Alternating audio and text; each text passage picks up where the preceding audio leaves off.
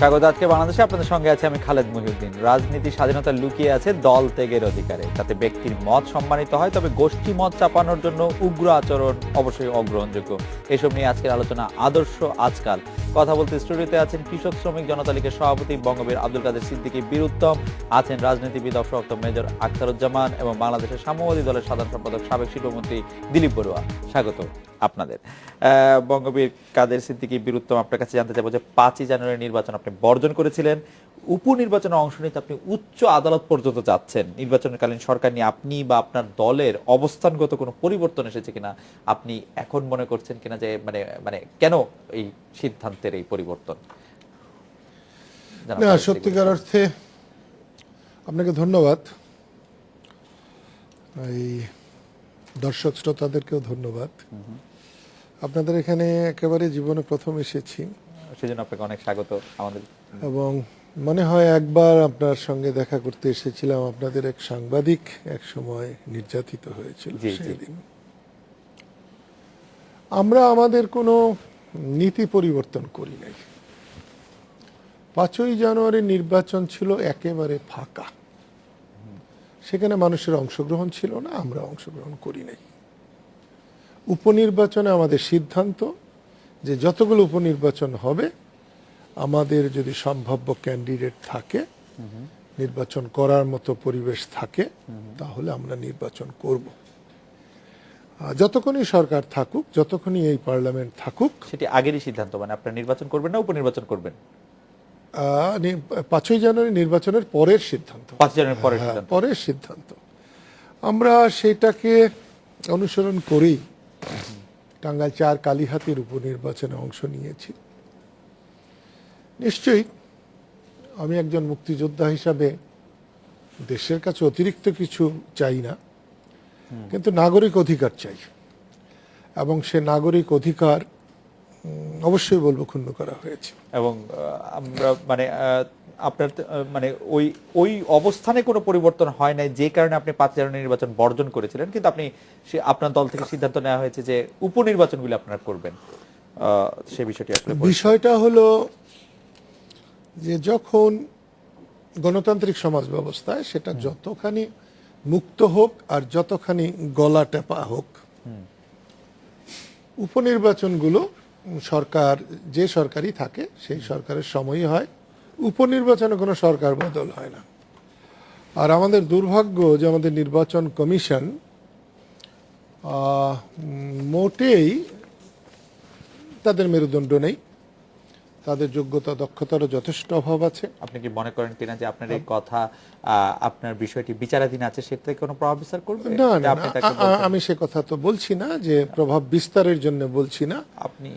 আমি বলছি যে নির্বাচন কমিশন এই যে আমার ক্ষেত্রে তারা যে সুপ্রিম কোর্টে অ্যাপিল করতে গেছে, এটা তাদের নিরপেক্ষতা তো ভঙ্গ হয়েছে। তারা তো একটা পার্টি হয়ে গেছে। নির্বাচন কমিশন হচ্ছে নির্বাচন কন্ট্যাক্ট করবে, একটা রেফারির মতো কাজ করবে। সেখানে রেফারির কিন্তু কেউ যদি হাইকোর্ট বিভাগে হেরে যায়, সে আপিল বিভাগে যাবে না? আপিল বিভাগে গেলে হাইকোর্ট কিন্তু আপিল বিভাগে বাদী হবে না। জজ কোর্টে যে সমস্ত মামলা হেরে যায় বা যে পক্ষই হোক, হাইকোর্টে যখন আসে, কোর্ট কিন্তু হাইকোর্টে এসে প্রতিপক্ষ হয় না। কোর্ট প্রতিপক্ষ হয় না, কিন্তু এখানে নির্বাচন কমিশন কোর্ট ছিল, নির্বাচন কমিশন কোনো প্রতিপক্ষ ছিল না। না, সেটা প্রতিপক্ষের ব্যাপার না। নির্বাচন কমিশন একটি সিদ্ধান্ত দিয়েছিল, হাইকোর্ট সেই সিদ্ধান্তটিকে রিভিউ করতে বলেছে। জজ কোর্ট বা অন্য কোর্টগুলো তারা রায় দেয়, সিদ্ধান্ত দেয়, তারা পার্টি হয় না। আপনি বলছেন যে সেক্ষেত্রে সেটি হয়েছে। যাই হোক, এটি আপনার ব্যাখ্যা। মেজর অবসরপ্রাপ্ত আখতারুজ্জামান, আরেকজন আপনি সাহসী মুক্তিযোদ্ধা, আপনি নিজেকে এখনো বিএনপির একজন বলে দাবি করেন, কিন্তু দলের সিনিয়র নেতৃত্বের সাথে আপনার দূরত্ব প্রকাশ্য একটি বিষয়। এর কি কারণ কি স্বার্থের দ্বন্দ্ব নাকি আদর্শগত কোনো দূরত্ব? ধন্যবাদ আপনাকে ভাইয়া।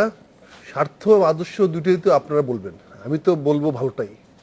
আপনি কোনটা বলছেন? আমি একটা কথা বলতে চাই।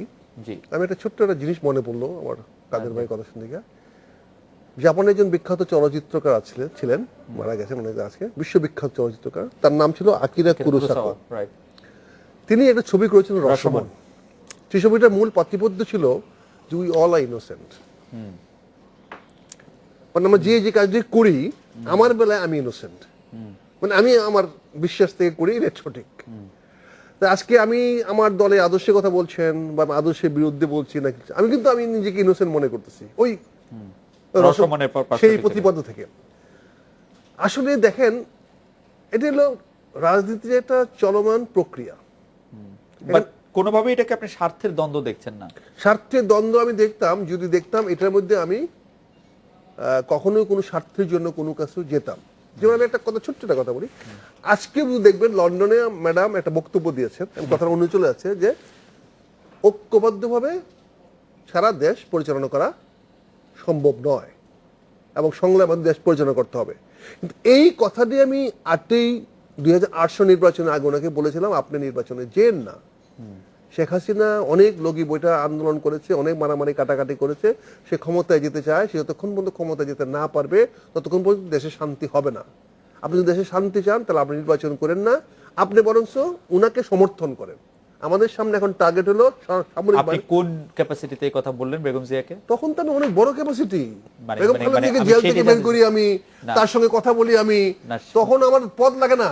তখন আমি বেগম খালেদা বাসায় গিয়ে তার বিদেশ যাওয়া বন্ধ করি আমি, জেলখানা থেকে বের করার জন্য বন্ধ করি আমি, সেনাবাহিনীর সঙ্গে ডায়লগ করি আমি। এগুলো তো ইতিহাস, এগুলো যদি পদ লাগে না, কাজ করতে পদ লাগে না, চাকরি করতে চাকরিতে পদ লাগে। এই পদ থেকে বিপদে গেলেন, বিপদে ওই যে যখনই বললাম সেটা জেন না, যখনই বললাম সেটা জেন না, তখনই তিনি।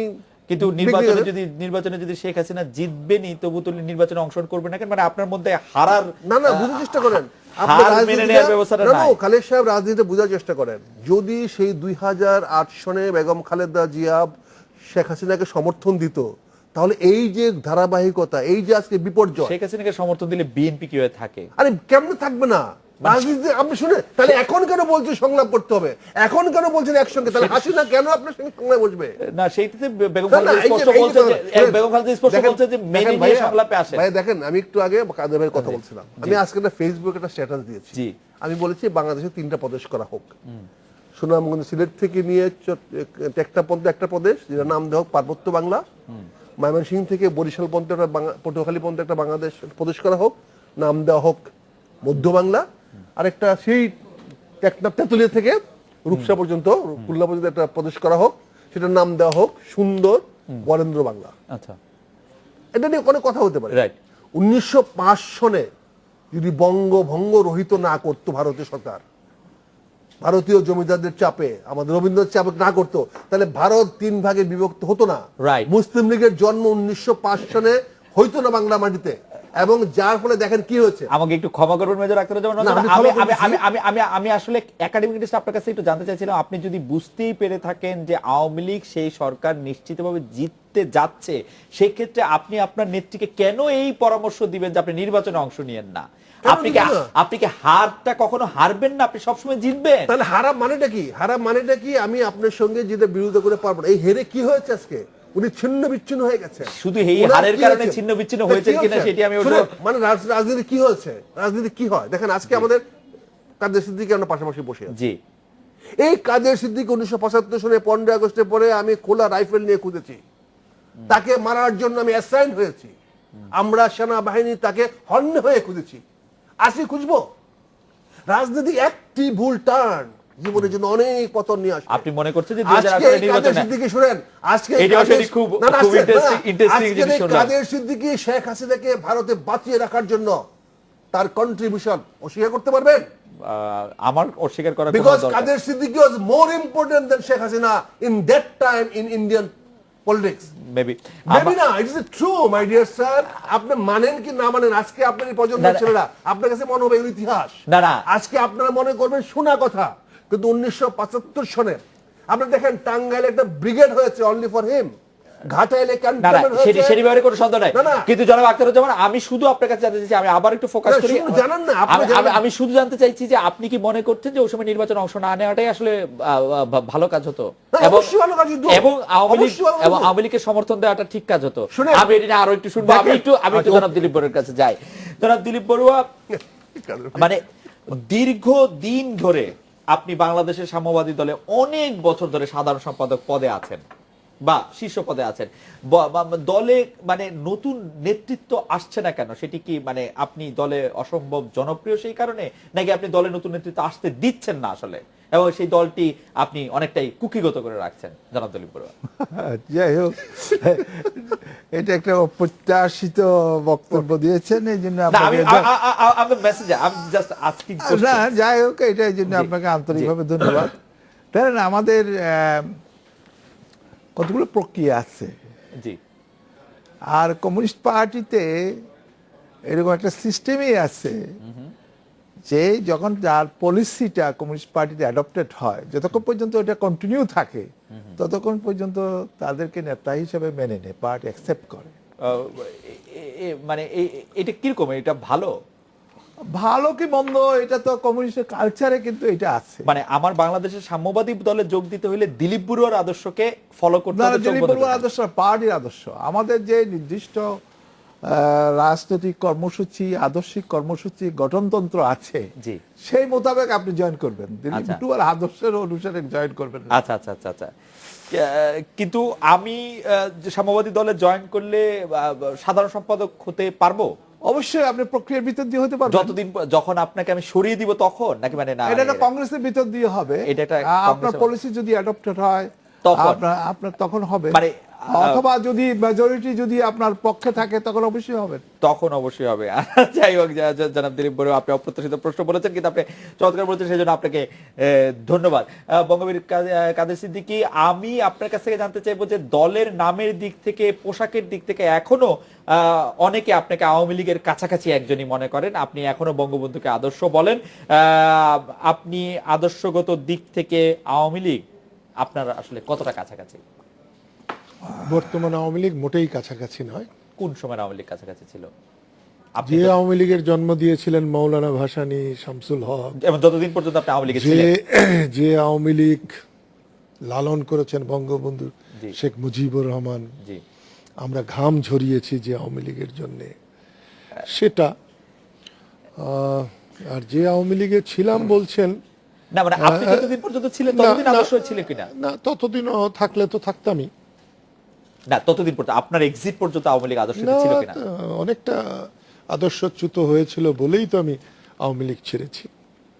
ঠিক যখনই আদর্শচ্যুত হয়েছে তখনই ছেড়েছেন, নাকি আদর্শচ্যুত অবস্থাও কিছুদিন আপনি আওয়ামী লীগ করেছেন? করেছি, নিশ্চয়ই। একদিনে মানুষ কেউ কিছু বুঝতেও পারে না, তখন সেই বিষয়গুলি নিয়ে খুব প্রতিবাদ করেছেন? হ্যাঁ, নিশ্চয়ই, এটা সবাই জানে। আচ্ছা, আমি মুখ লুকিয়ে থাকা লোক না। আচ্ছা, আমি কাউকে অপমান করতে চাই না, কেউ আমাকে অপমান করুক সেটাও আমি প্রত্যাশা করি না। আমি আমার শত্রুকেও সংযত হয়ে কথা বলার চেষ্টা করি, যদিও অনেকে মনে করেন যে আমি তাদের ঠিক বলি না। আচ্ছা, আপনিও খুব চমৎকার বলেছেন। আমাদের একটি বিরতি নিতে হচ্ছে, বিরতির পর ফিরে এসে যখন ফিরবো, মেজর আক্তার, আমি আপনার কাছ থেকে আরেকটি বিষয় একটু জানতে চাইবো যে কিছুদিন আগে রাজনীতি থেকে অবসরে গেলেন, বিএনপির ভাইস চেয়ারম্যান পদে ছিলেন যিনি, শামসুর মবিন চৌধুরী, সেই পদত্যাগের প্রশ্নে আওয়ামী লীগকে কিছুটা উচ্ছ্বসিত মনে হচ্ছে, বিএনপিকে কিছুটা অস্থির মনে হচ্ছে, আবার উল্টো মত আছে। আপনার অনুভূতি কি? মানে এই অবসরটা বা এই পদত্যাগটা একটা স্বাভাবিক রাজনৈতিক প্রক্রিয়া? আমরা তো রাজনীতি থেকে আসলে কাউকে ঠিক অবসর নিতে দেখি না। আমরা বিরতি নিচ্ছি, বিরতির পর ফিরে এসে অজিতের সঙ্গে আরো কথা হবে।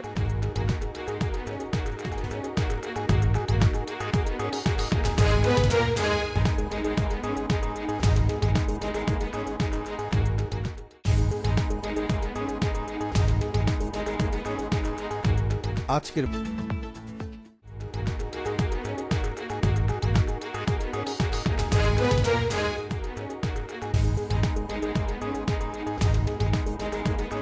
ফিরে এলাম আজকের বাংলাদেশে। মেজর আখতারুজ্জামান, আপনার কাছে জানতে চাইছিলাম যে শামসুর মবিন চৌধুরীর অবসর নিয়ে আপনার মূল্যায়ন, পর্যবেক্ষণ, বিশ্লেষণ। আসলে ভাইয়া, রাজনীতিটা, আমি নিজে চাকরি করে আসছি, দুর্ভাগ্যটা চাকরিজীবী রাজনীতিবিদ হতে চায় কিন্তু চাকরিটা ভুলতে পারে না। রাজনীতি এমন একটা জিনিস, নেতৃত্ব, এটা কোনো অবসর হয় না। এই ছাগল পাগলরা রাজনীতিতে আইসা রাজনীতিটা 12টা বাজাইছে, বুঝছেন না? কখন তারা রাজনীতি করে, কখন করে না, কখন পদ পাইলে অনেক কিছু কয়, পদ না পাইলে কিছু পায় না। তা আসলে আমি বিনয়ের সঙ্গে বলবো, রাজনীতিটা হলো নেতৃত্ব, এটা কোনো পদ পদত্যাগ পদ কিছু নাই। আপনার এই মুহূর্তের রিমার্কটা আপনার উপর অ্যাপ্লিকেবল কিনা? এই মুহূর্তে অ্যাপ্লিকেবল মানে কি? আমি কি পদে করেছি? না মানে আমি কি চাকর বাকর চাকরির জন্য গেছি? আরে ভাই এই শমশের মোমিনকে টাইম না বলতে হইছে ভাই রাজনীতি করেন 111 এর সময়, রিকোয়েস্ট করতে হয়েছে, আপনি একজন অ্যাম্বাসেডর ছিলেন, দয়া করে একটু বিভিন্ন এমবেসিতে যান। এগুলো কথা আপনাদের সঙ্গে বড় বড় ইংরেজি কথা বলতে পারে, আমাদের সঙ্গে বলতে পারে না। আমরা ওদেরকে বাজায় থুয়ে দিছি, বুঝছেন না? এদের কার তারপরে কি আপনি রূপ। আপনি উনি পদত্যাগ করাতে আপনি মনে করেন যে বিএনপি উনি বড় শুনেন, কোনো উনি আমার ব্যাটালিয়ন অফিসার, ওনার সঙ্গে আমি চাকরি করেছি, ওনার সঙ্গে আমি আর্মি হেডকোয়ার্টারে মিলিটারি সেক্রেটারি চাকরি করেছি। Okay. উনি আমার ডাইরেক্ট বস, একবার না, দুইবার, তিনবার। He is a good officer, outstanding officer, but he is a bad politician. এবং সেই পলিটিশিয়ান কখনোই ক্রাইসিসের সময় পদত্যাগ করে না। How good politicians are you?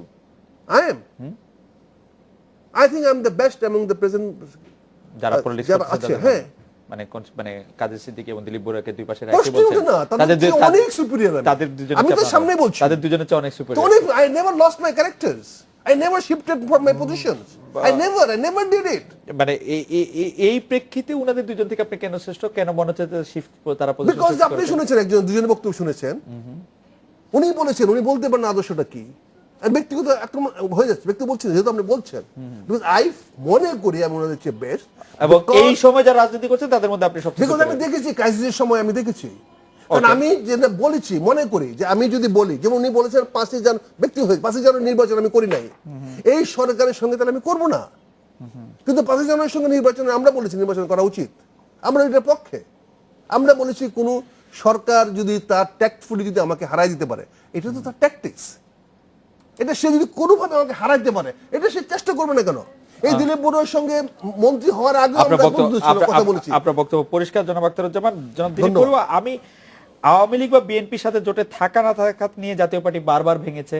গত 2-3 বছরে ভাষায় ন্যাপ, এনপিপি, এমনকি সাম্যবাদী দল পর্যন্ত দ্বিধাবিভক্ত হয়েছে। এই ভাঙনের মধ্যে প্রধান দুই দলের রাজনৈতিক কৌশল বা অপকৌশল অনেকেই দেখছেন, কিন্তু আপনারা যারা ভাঙনের শিকার তারপরে জোটটা আঁকড়ে থাকতে চান কেন? আমি আপনাকেই উদ্ধৃত করি যে 5 জুন 2014 যুগান্তরে প্রকাশিত হয়েছে যে বাংলাদেশের সাম্যবাদী দলের সাধারণ সম্পাদক অর্থাৎ দিলীপ বড়ুয়া, অর্থাৎ আপনি বলছেন বিএনপির নেতৃত্বাধীন 19 দলীয় জোটে যারা যোগ দিয়েছেন তারা আমাদের দলের কেউ না, তারা কোনোদিন সাম্যবাদী দলের সঙ্গে ছিল না।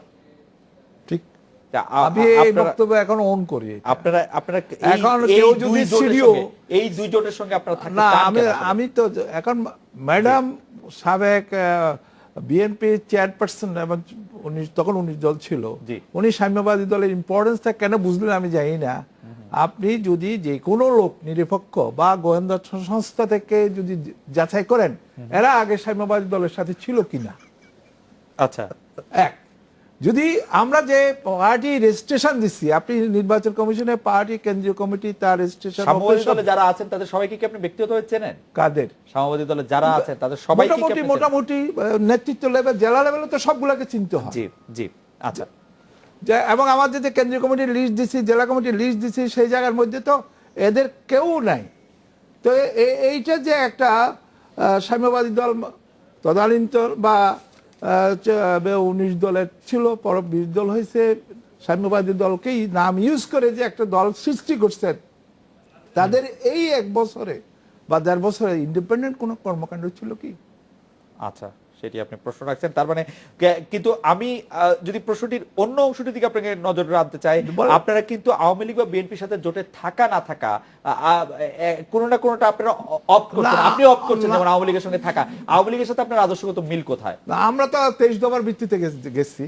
আমার আদর্শিক যে আমরা যে সাম্প্রদায়িকতা, মৌলবাদ বা জঙ্গিবাদ বিরোধী যে বা আরো কিছু প্রশ্ন নিয়ে যে 23 দফার ভিত্তিতে আমরা এই জোট করেছি। এখানে তো 23 দফার ভিত্তিতে জোট করেছি। কাজে আমার আদর্শকে বাদ দিয়ে সেই 23 দফা বাস্তবায়ন আওয়ামী লীগ কতটা সাফল্য দেখছে সেটা আপনি প্রশ্ন করতে পারেন, সেটা বিচার বিশ্লেষণ করতে পারেন কতটুকু আপনার হয়েছে। বিচার বিশ্লেষণে কতটা? আমার অনেক, যেমন আমাদের বঙ্গবন্ধু হত্যার বিচার প্রশ্নে, যুদ্ধ অপরাধীদের বিচারের প্রশ্নে, এই সমস্ত জিনিসগুলো তো অনেকগুলো তো হচ্ছে। আপনি যাদের জন্য রাজনীতি করেছেন তাদের প্রশ্নে, তাদের শ্রমিকদের একটা মোটামুটি পে কমিশন হচ্ছে, কৃষকের সারের সাবসিডি দেওয়া হয়েছে প্রচুর পরিমাণে, কিছু কিছু হচ্ছে। তার মানে আপনি এটি যে একটা কন্টিনিউয়াস প্রসেস। কাদের সিদ্দিকী বীর উত্তম, টাঙ্গাইলে আপনার দলে বেশ কয়েকজন নেতা, 1000-এর বেশি কর্মী নিয়ে, মানে পত্রিকায় লেখা হয়েছে তাই যে 1000-এর বেশি কর্মী নিয়ে আওয়ামী লীগে যোগ দিয়েছেন মাস 2 আগে, তাদের এই প্রত্যাবর্তন কেন, তাদের ধরে রাখতে আপনার দল ব্যর্থ কেন, এটা হচ্ছে আমার প্রথম প্রশ্ন। দ্বিতীয় প্রশ্ন হচ্ছে, আপনার বড় ভাই নিউ ইয়র্কে যে বক্তব্য দিয়েছেন আব্দুল লতিফ সিদ্দিকী, সাবেক মন্ত্রী আওয়ামী লীগের, তার বক্তব্যের ঘোর বিরোধী আপনি, তাকে ভুল স্বীকার করার আহ্বান জানিয়ে তওবা করার আহ্বান আপনি জানিয়েছিলেন। তিনি তার সেই বক্তব্যে এখনো প্রায় অনর, এর কারণে তিনি মন্ত্রিত্ব, দলীয় পদ পদবি পর্যন্ত হারালেন, জেল খাটলেন। এই বিষয়ে আপনার মতোই আওয়ামী লীগের অবস্থান, যে একটা অনর অবস্থান, তাকে কিরকম করে আপনি দেখছেন? দুটি প্রশ্ন কিন্তু আপনি একটু একসাথে বলতেন। আসলে প্রথম প্রশ্ন যেটা করছেন যে আমার দলের লোকজন হাজারো সদস্য টাঙ্গাইলে আওয়ামী লীগে গেছে, জি, এটা সম্পূর্ণ একেবারে ভিত্তিহীন, অমূলক। আচ্ছা, টাঙ্গাইল পৌরসভার সাবেক মেয়র জামিলুর রহমান মিরন একজন দুজন গেছেন, যারা গেছেন তারা আবার রাত্রে যোগাযোগ করেন। তো আমরা ওই রকম দলের ওই রকম সদস্য আমার খুব একটা প্রয়োজন নেই। আচ্ছা, আমি এরকম জায়গার জন্য আমি মানানসই লোক না। আমি গ্রামগঞ্জের সাধারণ মানুষ নিয়ে চলাফেরা করি। এই মিরন আমাদের দলে তখন ছিল খুব ইম্পর্টেন্ট, যখন অতি সাধারণ ছিল, এবং এই দলে থেকে দলের কর্মীদের পরিশ্রমে প্রায় মনে হয় 13 বছর, 2 টার্মে 13 বছর টাঙ্গাইল পৌরসভার চেয়ারম্যান থেকে এখন নেতা হয়েছে। কৃষক শ্রমিক জনতা লীগ, গামছার দল, নেতার দল না, এটা গরিব মানুষের কর্মীর দল। কিন্তু এমপি পদে তো ইলেকশন আপনিই করছেন। হ্যাঁ, করছি, মানে কোনো কর্মী তো করছে না। না, আমিও আপনি টাঙ্গাইলে কাদের সিদ্দিকী বীরুত্তমের মতো এত বড় নেতাকে আমিও কর্মীর দলেই পড়ি, এবং আমার কর্মকাণ্ড কর্মীর সঙ্গেই। আমি শহরে বাস করার চাইতে গ্রামে মানুষের ভাঙা কুটিরে বাস করাই পছন্দ করি। আমাদের দর্শকরাও বলছে যে আপনি তাদের একজন খুব বড় নেতা, টাঙ্গাইল থেকে হ্যাঁ, আমাদের বলছে। নিশ্চয়ই। তারা কিন্তু আপনাকে নেতাই মানছে, কর্মী না কিন্তু। নেতা মানলেও আমি নিজেকে কর্মী মনে করি। আচ্ছা, আর দ্বিতীয় যে কথাটা বলেছেন, জি, আমার বড় ভাই, জি, আমি তাকে ক্ষমা চাইতে বলেছিলাম। আল্লাহ রসুলকে নিয়ে যে সমালোচনা করেছিলেন সেটাই। উনি আলটিমেটলি এমনি খোলা মুখে না বললে সংসদে দাঁড়িয়ে এটা উনি ক্ষমা প্রার্থনা করেছেন কারো কাছে এবং বলেছেন যে আমি প্রথমে মুসলমান, তারপরে আওয়ামী লীগ। তো তিনি মুসলমান হলে তো আমার আপত্তি করার নাই, তিনি হিন্দু হলেও আপত্তি করার নেই। আমার আপত্তিটা যে যেখানে থাকবেন সেইটাকে ভালোভাবে বিশ্বাস করা উচিত। আচ্ছা, একজন মুসলমান হয়ে হজকে নিয়ে যেভাবে উনি সমালোচনা করেছেন ওইভাবে করা উচিত না। যদিও একবার আমার ওনার সঙ্গে ব্যক্তিগতভাবে কথা হয়েছে সামনাসামনি বসে, উনি বলেছেন যে আমি ওইভাবে ওই আঙ্গিকে আমি কথাগুলো বলি নাই।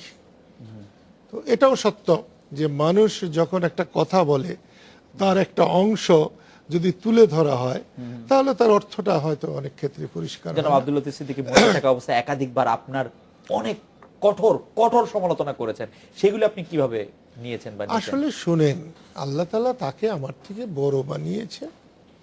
আমার পরিবারে বড়র সমালোচনা করার সুযোগ নেই, আমরা ওইভাবে গড়ে উঠি নাই। আমি যদি রাস্তায় মানুষের সমালোচনা শুনতে পারি, এই যে মেজর আক্তার একটু আগে আমাকে বলেছেন যে ৭৫-এর পরে কাদের সিদ্দিকীকে হত্যা করার জন্য, মারার জন্য, অথবা তাকে গ্রিপে ফেলার জন্য আমরা হন্যে হয়ে ঘুরেছি, কিন্তু তারপরে কিন্তু আমরা পাশাপাশি চলছি, একসঙ্গে চলছি, আজকে একখানে বসেছি। তো সেই জন্যে উনি বড় হয়ে আমাকে গালি দিতে পারেন, পিতার মতো হয়ে গালি দিতে পারেন, পিতা তো সন্তানকে শাসনও করেন, সেই জন্য এ নিয়ে আমার কোনো শোক আফসোস নেই। এই জন্য আপনার কোনো শোক? ছেলেবেলায় উনি আমাকে পড়াতে বসিয়ে আমাকে মারতেন, পড়া পারলেও মারতেন, না পড়লেও মারতেন। যেহেতু বাবা তাকে কখনো সখনো পড়াতে বসিয়ে বা কোনো কারণে যদি মারতেন, সেটা শোধ তুলতেন আমার উপরে। এটা আমাকে মানতেই হবে যতদিন আমি বেঁচে আছি। এ নিয়ে আমার কোনো কিন্তু কোনো দুঃখ নেই, বরঞ্চ এ নিয়ে আমার একটা কি বলবো গর্ববোধই আছে যে আমার বড় ভাই আছে যে আমাকে গালি দিতে পারে এবং যে গালি আমাকে সহ্য করতে হয় হাসি মুখে। আপনাকে অনেক ধন্যবাদ। আমরা একটা বিরতি নিচ্ছি, মেজর আখতার যখন ফিরছি তখন আপনার কাছে জানতে চাইবো যে সাম্প্রতিক সর্বশেষ যে হত্যাকাণ্ডের মধ্যে দিয়ে আমরা গেলাম, 1 মাসেরও কম ব্যবধানে 2 বিদেশি হত্যা হওয়ার পর, যে তারপরে খিজির খান এই ঘটনার পর, তারপরে যে আমরা দেখলাম যে 2জন প্রকাশককে উপর হামলা করা হলো, একজন প্রকাশক মারা গেলেন, একজন প্রকাশককে মৃত্যুর সঙ্গে লড়তে হলো, সেই বিষয়টি নিয়ে আসলে আপনার ব্যক্তিগত চিন্তা ভাবনা, মূল্যায়ন কি? আমরা একটা বিরতি নিয়ে ফিরছি আপনার কাছে।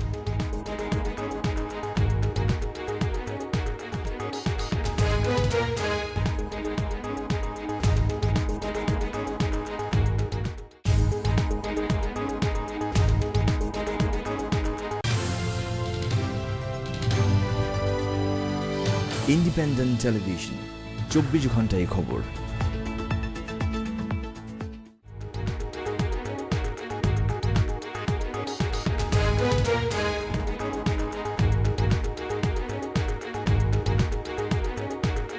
ফিরে এলাম আজকে বাংলাদেশে। জনাব আখতারুজ্জামান রঞ্জন, এই হত্যা, সন্ত্রাস, খুন, বিরুদ্ধ মত প্রকাশের দায়ে মানুষকে খুন করা, সেসবের ব্যাপারে আপনার প্রশ্নটা আমার কমন পড়ে গেছে। আমি এটা আজকে এক্সাম্পশন করছিলাম, এই ধরনের প্রশ্ন আপনি আমাকে করতে পারেন হয়তো, যেহেতু সমসাময়িক ঘটনা ঘটছে। আমি মাহমুদ শফিকের একটা ছোট্ট একটা প্রবন্ধের বই আছে, সংবিধানের রক্তক্ষরণের দাগ। এই বইটা একটু প্রেম বলতে আমি শুধু শোনাতে চাই, তাহলে আপনি অনেক প্রশ্নের উত্তরটা পেয়ে যাবেন। মাহমুদ শফিক তার বইয়ে বলছেন, বিশ্বের অনেক দেশেই সরকারি দল গণতান্ত্রিক প্রতিষ্ঠান ধ্বংস করেছে। শাসকদের স্বৈরাচারী আচরণে জনস্বার্থে প্রণীত আইন জননির্যাতনে হাতিয়ারে পরিণত হয়েছে। তখনই গণতন্ত্র সবচেয়ে বেশি ক্ষতিগ্রস্ত হয় যখন বেআইনি অস্ত্রের ভাষা প্রাধান্য পায়, মানবিক যুক্তি কোণঠাসা হয়ে পড়ে এবং বাবা ছেলের লাশ কাঁধে মিছিল করে। কিন্তু আজকে দেখেছেন আমাদের ফজলুল হক সাহেবের ছেলে, এটা কিন্তু দেখেছে কবে? স্বৈরতান্ত্রিক ব্যবস্থায় পরিচিত রাষ্ট্রে বাক স্বাধীন থাকে না। শাসকরা নিজেদের ক্ষমতা টিকে রাখার জন্য আইনি প্রয়োগ স্থগিত রাখেন। তার সঙ্গে দেখেন সমাজতন্ত্রের প্রতি এগিয়ে যাও, হাসানুল হক ইউনূস সাহেব গত 31 তারিখে এটা লেখা লিখেছেন। লেখার শুরুটা দেখেন কত বড় কন্ট্রাডিকশন। উনি কবে শুরু, 31 আগস্ট কোন সনে বলেন নাই, উনি বলেছেন 43 বছর আগে। উনি যে 72 সনে যে দলটা করেছেন বঙ্গবন্ধুর বিরুদ্ধে, এই কথাটা তিনি বলেন নাই। 43 বছর আগে কোথায়? 31 আগস্ট 1972 সনে, 73 সনে বঙ্গবন্ধুর বিরুদ্ধে সমাজতান্ত্রিক রাজনৈতিক দল গঠন করা কি প্রয়োজন ছিল, যেই ব্যক্তি আজকে তারই কন্যা প্রধানমন্ত্রী শেখ হাসিনার তথ্যমন্ত্রী। এই যে আপনি বলছেন আজকে এই খুন কিন্তু বিচ্ছিন্ন কোনো ঘটনা নয়, এগুলো এইভাবে দেখলে হবে না। তিনি বলেছেন আবার বাংলাদেশকে উদ্ধার করার পর্ব, সেই পর্বটা এখন অব্যাহত আছে, বিপদ কাটেনি, বাংলাদেশ এখন নিরাপদ হয়নি। তথ্যমন্ত্রী বলছেন বাংলাদেশ নিরাপদ নয়, অথচ আমার স্বরাষ্ট্রমন্ত্রী কি বলছেন? উনি দেখেন কনক্লুড কি করেছেন, বঙ্গবন্ধুর মন্ত্রী যিনি বঙ্গবন্ধুর সময়ে তার বিরোধিতা করেছেন, যিনি সেদিন বলেছেন, আমার মনে হয় যে মেজর আমাদের 2 মিনিট টাইম শেষ হয়ে যাচ্ছে। আপনি একটা জিনিস কথা বলি, লাস্ট বলি। উনি বলেছেন বাংলাদেশের শত্রুদের পরাজিত করো, উনি আহ্বান জানিয়েছেন। উনি বলেছেন আওয়াজ তুলতে হবে, বাংলাদেশ শত্রুদের পরাজিত করো এবং সমাজতন্ত্রের লক্ষ্যে এগিয়ে যাও। রাইট। হাসানুল হক ইনু যদি পরাজিত করতে চায় আমাকে, আমি কেন পরাজিত করতে পারবো না তাকে? উনি যদি আহ্বান জানাতে পারে, তাহলে এই জয় পরাজয়ের যুদ্ধ চললে সেখানে তো উল্লু খাগড়া মারা যাবেই, সেখানে তো এই বিদেশিরা মারা যাবে। তার যদি মারা না যায় তাহলে শত্রু। আপনি উল্লু খাগড়ার মৃত্যু বলে যাদের দায়ী করছেন, আমার আসলে মানে এটা আমি খুবই কষ্ট পাচ্ছি। আপনি কষ্ট পান, কিন্তু বাস্তবতাটা কি? আপনি তথ্যমন্ত্রী সাহেব কি করে পত্রিকায় লিখে বলছেন, আমি জানি না যে ওই আপনি বললেন না কেন সমাজতন্ত্রের লক্ষ্যে এগিয়ে যাও? সমাজতন্ত্র তো আমার রাষ্ট্রের আদর্শ নয়। আমরা আমাদের মুক্তিযুদ্ধের আদর্শ তো অন্যতম আদর্শ, সমাজতন্ত্র ছিল না, এটা আমরা মুক্তিযুদ্ধের পরে লিখেছি। আমরা তো সেই জন্য তো বঙ্গবন্ধুর জীবন দিয়ে গেছেন, ওনার সেই ভুল। আমরা গণপরিষদে বসে গণতন্ত্র, সমাজতন্ত্র, ধর্মনিরপেক্ষতা এবং জাতীয়তাবাদের জন্য সেটা কোন যুদ্ধের পরে, সেটা মানে নেই বলে আমরা যুদ্ধের পরে, আমাদের সবকিছু যুদ্ধের আগে করতে হবে। আমাদের সংবিধান আমরা যুদ্ধের আগে, যুদ্ধের পরে করেছি। সেটা পড়লে যুদ্ধ পাকিস্তান হয়েছে, এই ভুলে মাসুল তো একজন বুকে রক্ত দিয়ে গিয়েছেন। আমার মনে হয় যে মেজর আখতার, আমি আপনার কাছে আবার পরে আসছি। জনাব দিলীপ বড়ুয়া, আপনি কি মনে করছেন যে এই খুন এবং যে খুনের ধারাবাহিকতা, সেটাকে আপনি কিভাবে মূল্যায়ন করছেন? বিষয়টা হচ্ছে যে আমাদের দেশ তো এখন একটা ট্রানজিশনাল ভিতর দিয়ে যাচ্ছে, একটা ক্রিটিক্যাল অবস্থা। অর্থাৎ একটা যে ফিলোসফি নিয়ে বাংলাদেশ সৃষ্টি হয়েছিল, এই ফিলোসফিটা ডিরেল হয়ে গেছে, এখানে নিশ্চয়ই অনেকে স্বীকার করবেন সেই বিষয়টি, যে আজকে এখানে আমরা যে বাংলাদেশ পেয়েছি, আমরা কি আজকে ৪৪ বছর পরও জাতির জনকের প্রশ্নে কি নেশন কি ইউনিফাইড? আজকে কি আমরা মুক্তিযুদ্ধের চেতনার কথা বলি, যে মুক্তিযুদ্ধের চেতনার মধ্য দিয়ে আমরা বাংলাদেশ পেয়েছি, বা যেটা আমার রাজনৈতিক দর্শন কনস্টিটিউশনালি ওইটা অবস্থান করছে, আজকে ৪৪ বছর পর কি আমরা ইউনিফাইড? সেটা না, ডায়ামেট্রিক্যালি কিন্তু একটা অপোজিট। হ্যাঁ, vertically division, whole country vertically divided. আজকে এই ডিভিশনের যে একটা ট্রানজিশনাল পিরিয়ড অবস্থান করছে, সেই জন্য এই অবস্থানে এই ধরনের ঘটনাগুলো ঘটছে, অত্যন্ত দুঃখজনক এবং যেমন অনভিপ্রেত। সরকারকে একটু ব্যর্থ মনে হচ্ছে কিনা যে এই ঘটনাগুলি যে সরকার মানে প্রতিরোধ করতে পারছে না? এটা যেভাবে বিশ্লেষণ করে, মানে আপনি সরকারের ব্যর্থতা বলবেন কিনা? যেভাবে বলছে, এটা ধরেন সরকার যেহেতু আছে, সরকার প্রতি ব্লেম তো সকলে দেবে। আপনি সরকারের জোটের একজন অংশ হিসেবে আপনিও ব্যর্থতার দায় নেবেন কিনা? সেটা আমি সরকারের যদি ব্যর্থতার দায় নেয় তো সবাই নেবে, সেটাতে আইসোলেটলি কিছু দেখার কোনো স্কোপ নাই। তবে এই যে ট্রানজিশনাল পিরিয়ড, এটা কিন্তু একটা রক্তক্ষয়ী, এটা একটা we are at war in true sense. এই ওয়ারে আরো সামনে আরো কিছু রক্তক্ষয়ী যে হবে না, তা হলপ করে বলা যায় না। যেই যুদ্ধ আসছে, সেই যুদ্ধের ক্ষেত্রে কি আপনি কি মনে করেন সেটা, যেটি মেজর আক্তার ইঙ্গিত দিচ্ছিলেন যে সরকারের মন্ত্রীরা কিছুটা দায়ী, আপনিও কি তাই মনে করেন? সরকারের প্রশ্ন না, আমি সরকারের প্রশ্নের কথা এটা বলছি না। আদর্শের যে সংগ্রামে যারা এটাকে উল্টে দিতে চাচ্ছে, আমার রাষ্ট্রীয় দর্শনকে উল্টে দিতে চাচ্ছে, তারা এই মরিয়া হয়ে চেষ্টা করবে যেভাবে একটা অস্থিতিশীল পরিবেশ সৃষ্টি করা এবং একটা রিজিম চেঞ্জের যে একটা কনস্পিরেসি আছে, সেই রিজিম চেঞ্জের কনস্পিরেসিটা সৃষ্টি, একটা পরিবেশ সৃষ্টি করার জন্য কিন্তু এই ধরনের ঘটনা ঘটতে পারে। আপনি রেজিম চেঞ্জের জন্য একটা কনস্পিরেসির কথা বলছেন, জনাব কাদের সিদ্দিকী। আমাকে একটা বিরতি নিতে হচ্ছে, বিরতির পর ফিরে এসে আপনার কাছে জানতে চাইবো যে এখনকার রাজনীতির যে দাবি দেওয়ার দিক থেকে বিএনপির সাথে আপনার দলের অবস্থান কাছাকাছি বলে কেউ কেউ মন্তব্য করছেন। গতকালও লন্ডনে বেগম খালেদা জিয়া আওয়ামী লীগের বিরুদ্ধে সবার ঐক্যের আহ্বান জানিয়েছেন। আপনি কি সেই ঐক্যের ক্ষেত্রে বিএনপি জোটের কাছাকাছি যাওয়ার ব্যাপারে কিছু ভাবছেন কিনা, বা এটা আপনার চিন্তায় আছে কিনা, সেটা আপনার কাছে থেকে একটু জানতে চাইবো। আমরা একটা বিরতি নিয়ে আপনার কাছে ফিরছি।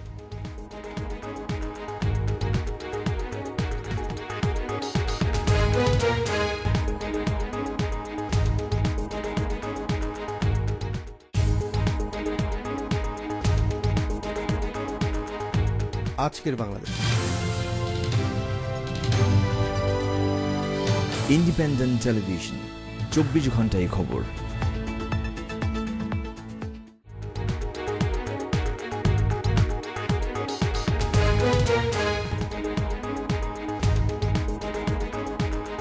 ফিরে এলাম আজকের বাংলাদেশে। জনাব কাদের সিদ্দিকী, বিএনপির জোট থেকে আপনার কাছাকাছি, বিএনপির জোটের কাছে আসার সম্ভাবনা আছে কিনা, বা এটাকে আপনি আহ্বান হিসেবে দেখছেন কিনা? সকলকে এক পথে ডাকছেন বেগম জিয়া। আসলে আমাকে নিয়ে একটু সমস্যা আছে। আমি এখনকার সময়ও দেখছি, আর আজকে যারা সূর্যের মতো জ্বলছে অথবা তারার মতো জ্বলে তাদেরও দেখছি।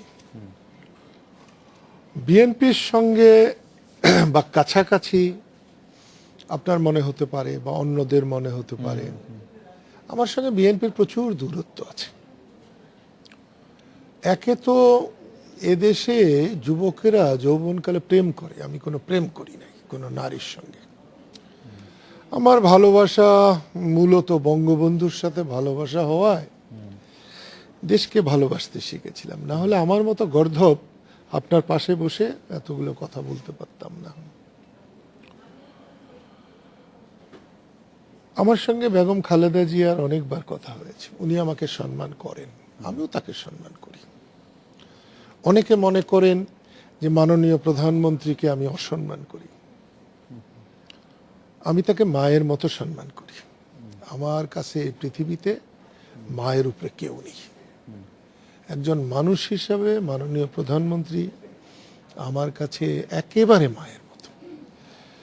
কিন্তু তার কার্যকলাপ, রাজনৈতিক কার্যকলাপ অথবা সরকার পরিচালনা, এখন যে সরকারের এই যে অস্থিরতা, অশান্তি, এগুলা অনুপযুক্ত মানুষের কর্মকাণ্ডের ফসল। প্রশাসনে খুব একটা যোগ্য মানুষ যোগ্য স্থানে নাই। বিএনপির সঙ্গে আমার মিলন হবে না। বিএনপির সঙ্গে আপনার এই জন্যে হবে না যে তারা বঙ্গবন্ধুর মৃত্যুর দিনেও জন্মদিন পালন করতে উৎসাহ বোধ করে। বেগম খালেদা জিয়া কয়েকবার আমাকে বলেছিলেন, যেটা আমিও চাই না, কিন্তু দলের কর্মীরা চায়। তিনি না চাইলে দলের কর্মীরা যদি চায়, তাহলে বুঝতে হবে তার দলের উপরে নিয়ন্ত্রণ নাই। আরেকটা জিনিস হচ্ছে যে আমি জামাতের সঙ্গে তো বেচতে যাইতেও রাজি হব না।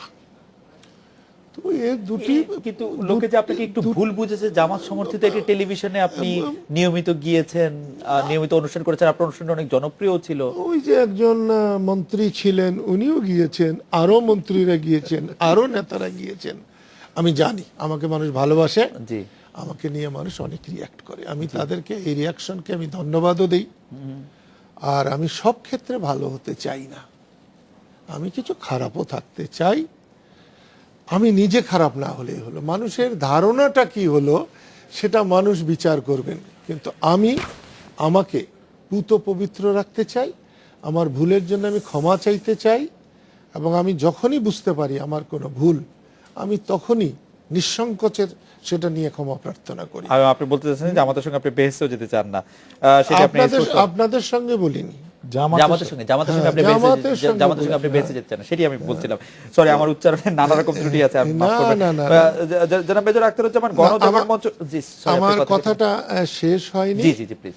তো এই যে একটা অনুষ্ঠানে গেছি, যতদিন চলেছে গেছি, আরো শত সহস্র লোক এই অনুষ্ঠান দেখেছে, এবং আমি যতটুকু খোঁজ খবর নিয়ে জেনেছি, বহু আওয়ামী লীগের লোক আছে যারা ওই ইসের কি বলবো, ওই টেলিভিশনের শেয়ার হোল্ডার ছিলেন। শেয়ার কিনতে তাদের কোনো দোষ হয় নাই, আমি সেখানে অনুষ্ঠান করাতে দোষ হয়েছে। এজন্যও যদি যারা আমাকে দোষী ভেবেছেন, তারা যে যদি বলতেন যে আপনি একটা স্বাধীনতা যুদ্ধে অংশ নিয়েছিলেন, আপনাকে নিয়ে আমরা গর্ব করি, আপনি এই চ্যানেলে গেলে আমাদের মনে আঘাত লাগে, আমি হয়তো বিবেচনা করতাম। কিন্তু এটা তা নয়, এটা ওই নিন্দুকের নিন্দা করার একটা পথ আবিষ্কার করাই মাত্র। জনাব কাদের সিদ্দিকী, আপনাকে অনেক ধন্যবাদ। মেজর আখতারুজ্জামান, আপনি যদি খুব সংক্ষেপে আপনি একটু বলেন যে গণজাগরণ মঞ্চ ঠেকাতে ইসলামের হেফাজতের নামে মাঠে আসছিল, হেফাজতে ইসলাম, হেফাজতের সুরেই বিএনপি নেত্রী গণজাগরণ মঞ্চের কর্মীদেরকে নাস্তিক ব্লগার বলে নিন্দাবন্ধ করেছিলেন। হেফাজতের লিস্ট ধরে ধরে যখন উগ্রবাদীরা লেখক প্রকাশক হত্যা করছেন, তাদের বই ছাপানোর জন্য যখন প্রকাশক হত্যা করছেন, আপনার কাছে কি মনে হয় বিএনপির হেফাজত গেমটা ঠিক ছিল? আসলে বিএনপির সঙ্গে হেফাজতের তো কোনো সম্পর্ক নেই। হেফাজত একটা আন্দোলন করতে গেছে, বিএনপি সেটাকে সমর্থন দিয়েছে। ছাড়াই সমর্থন, সমর্থন তো শুনেন, আমার শত্রু তো আমার বন্ধু, এটা তো পূর্ণ কথা। হেফাজত ইসলামকে সে সময় সরকারের শত্রু বলে মনে হয়েছিল, তাই তো মনে হয়েছিল যে সে একটা বড় একটা মুভ করে সরকারকে সরাতে পারবে, তাহলে আমি কেন সমর্থন করবো না? মানে আমি সরকারকে সরাতে পারবো না, হেফাজত সরা দিতে পারবে, সেজন্য তারপরে হেফাজত সেটি বুঝতে পেরে, এটা রাজনীতিতে এটা পরিষ্কার। আমি বলছি এখানে আপনি দেখেন, আজকে বঙ্গবন্ধুর বিরুদ্ধে যিনি কথা বলেছেন যে ওই দিন জাসদ করার সিদ্ধান্তটা যথোপযুক্ত সঠিক ছিল এবং বঙ্গবন্ধুর বিরুদ্ধে, আজকে সেই লোক বঙ্গবন্ধুর কন্যার একজন তথ্যমন্ত্রী। এই যে কন্ট্রাডিকশন অফ লাইফ যখন আপনি করবেন, তখন সমাজে তো এগুলো তৈরি হবেই। আজকে যে হেফাজতে, আজকে যে জাগরণ মঞ্চের কথা বলছেন, আজকে তার কথায় বাংলাদেশে হরতাল হয়, আগামীকাল হরতাল, সরকারের দলে হরতাল, আগামী সকালে যে হরতাল হচ্ছে সরকার হরতাল দিচ্ছে, তাহলে সরকার ইমরানের সরকারকে কি সরকারি দল? অবশ্যই সরকার, সরকারি দল, অবশ্যই সরকারি যারা আছে, সাম্যবাদী সরকারি দল। কমিউনিস্ট পার্টি কি তার বাইরে? মতিয়া চৌধুরীর বাইরে কমিউনিস্ট পার্টি? আজকে আমাদের শিক্ষামন্ত্রীর বাইরে কি কমিউনিস্ট পার্টি? শিক্ষামন্ত্রীর ভিতরে কমিউনিস্ট পার্টি? অবশ্যই। তারা কি শোনেন, এগুলো ডিসিপশন প্রোগ্রাম আমরা অতীতে অনেক দেখেছি, রাশিয়াতে আমরা অনেক দেখেছি যারা জীবনভর কমিউনিস্ট করেছে কিন্তু আমেরিকার এজেন্ট। তো এই যে কমিউনিস্ট পার্টি অনেক লোক দেখেছি আমেরিকাতে গিয়েছে, কে করেছে? কাজে এইগুলো রাজনীতি, শোনে এই রাজনীতি গুলো যেন হচ্ছে, আমরা কেন বলছি যে আপনাকে আমার তো বুঝতে হবে যে এগুলা করে বিভ্রান্ত করার চেষ্টা করতেছেন, এগুলি করে আপনি শত্রুকে পরাজিত করার জন্য আপনি চাচ্ছেন আপনি, এবং তারা একটা জনাব দিলীপ আপনাদের তো আমি সেটাই বলছি। কাজে আমি আপনাকে একটি কথা বলতে চাচ্ছি, আপনি যেটা বলছেন হেফাজতে, আমি পরিষ্কার বলে দিলাম যে বিএনপির রাজনীতিতে এখন যে মুহূর্তে আসছে সেটা হলো এই সরকার বিরোধী। তাই সরকারের বিরুদ্ধে যারা থাকবে বিএনপি তার সঙ্গে বন্ধুত্ব করবে। জনাব দিলীপ বড়ুয়া, আপনি বিষয়টিকে কিভাবে দেখছেন, যেটি সমাজতান্ত্রিকদের এক ধরনের ষড়যন্ত্র এবং তারা দলের মধ্যে থাকলেও, আপনি ভিন্ন নামে থাকলেও আপনি আসলে আওয়ামী লীগেরই লোক? তাই? না, যাক, এটা বলতে পারে যে তার রাইট আছে, জি, কিন্তু কতটুকু বস্তুনিষ্ঠ সেটা হলো ঘটনায় বিচার করে দেবে। ঘটনা বিচার করলে আমরা মানে কি দেখি আসলে? সামনের ঘটনাগুলো বিচার করে দেবে কতটুকু বস্তুনিষ্ঠ। যেমন যেমন রাশেদ খান মেনন, হাসানুল্লাহ খিনু, আপনি সরকারের আমরা তো একদবার ভিত্তিতে মতিয়া চৌধুরী, আমরা 14 দল, নাহিদ, মতিয়া চৌধুরী তো উনি আওয়ামী লীগের প্রেসিডিয়ামের সদস্য, আওয়ামী লীগের প্রেসিডেন্ট, হ্যাঁ, জি, নুরুল ইসলাম নাহিদ, নুরুল ইসলাম নাহিদ আওয়ামী লীগের শিক্ষা সম্পাদক। তারা কি সমাজতন্ত্রকে আচ্ছা, এখন আমরা 14 দলের একটা অংশ হিসাবে, পার্ট হিসাবে, একটা শরিক দল হিসাবে আমরা যে এখানে আসি, আমাদের একটা সুনির্দিষ্ট লক্ষ্য অর্জন পর্যন্ত আমরা থাকবো। আমাদের একদমই সময় শেষ। এবং জনাব দিলীপ বড়ুয়া, আপনি মনে করছেন যে আপনাদের একটি আলাদা অস্তিত্ব, আলাদা উদ্দেশ্য, আলাদা আদর্শ আছে? আছে। জনাব দিলীপ বড়ুয়া, জনাব আখতারুজ্জামান, জনাব কাদের সিদ্দিকী বীরুত্তম, আপনাদেরকে অনেক ধন্যবাদ। এই ছিল আজকের বাংলাদেশে। দেখা হচ্ছে আগামীকাল এই সময়। শুভরাত্রি।